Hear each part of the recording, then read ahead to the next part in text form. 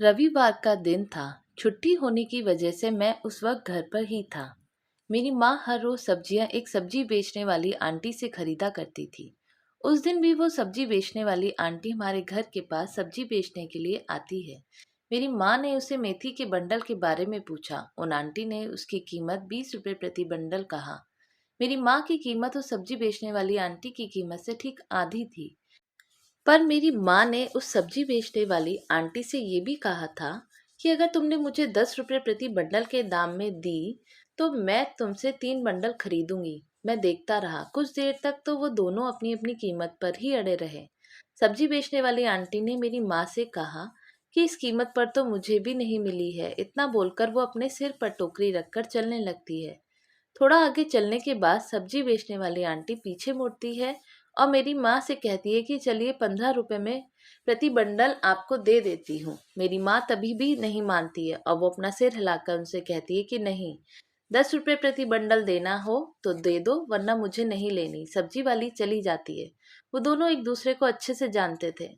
सब्जी वाली आंटी थोड़ा आगे जाकर फिर से पीछे मुड़ती है और हमारे घर तक वापस आती है। मेरी माँ भी दरवाजे पर उनका ही इंतजार कर रही थी। आखिर में सौदा मेरी माँ की बताई हुई कीमत पर ही होता है। मेरी माँ मेथी के प्रत्येक बंडल को अच्छे से देखकर उसमें से अच्छे अच्छे 3 बंडल निकालकर अंत में उन्हें पैसे देती है। सब्जी वाली आंटी ने बिना गिने ही पैसे ले लिए। जैसे ही वो नीचे से उठती है उन्हें चक्कर आते हैं और वो थोड़ा लड़खड़ाने लगती है। मेरी माँ ने उनसे पूछा कि क्या तुमने सुबह से खाना नहीं खाया?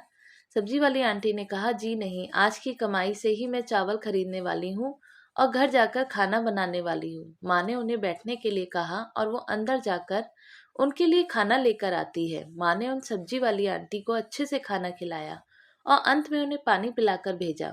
सब्जी वाली भी बहुत खुश हो गई और उन्होंने मेरी माँ को अंत में धन्यवाद कहा।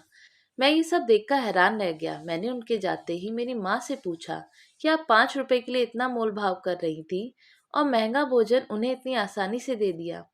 तभी मेरी माँ ने मुझे कहा कि बेटा, व्यापार में कभी कोई दया नहीं होती है, क्योंकि दया से कोई व्यापार होता ही नहीं है। तो दोस्तों, आपको हमारी कहानी कैसी लगी? अच्छी लगी हो तो हमें कमेंट करके बताइएगा। चैनल पर नए हो तो सब्सक्राइब जरूर कीजिएगा। वीडियो को लाइक एंड शेयर भी कीजिएगा। धन्यवाद।